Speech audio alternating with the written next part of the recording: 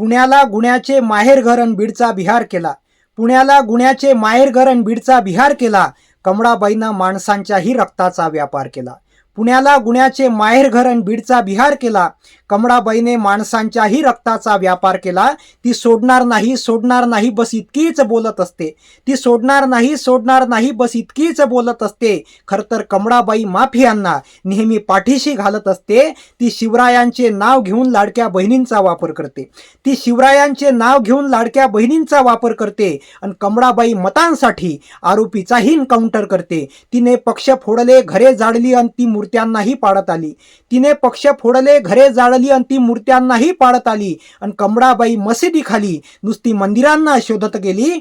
जातीय जनगणनेवर कमळाबाई कधीच बोलत नाही. जातीय जनगणनेवर कमळाबाई कधीच बोलत नाही, कारण हिंदू मुस्लिम केल्याशिवाय तिचं घरही चालत नाही. आता कमळाबाई 2 नवरे पळून सगळा कारभार करत असते. आता कमळाबाई 2 नवरे पळून सगळा कारभार करत असते. आणि खोकेवाला आणि घड्याळवाला फक्त तिच्या मागं फिरत असते. आणि खोकेवाला घड्याळवाला फक्त तिच्या मागं फिरत असते. जय हिंद, इन्कलाब जिंदाबाद.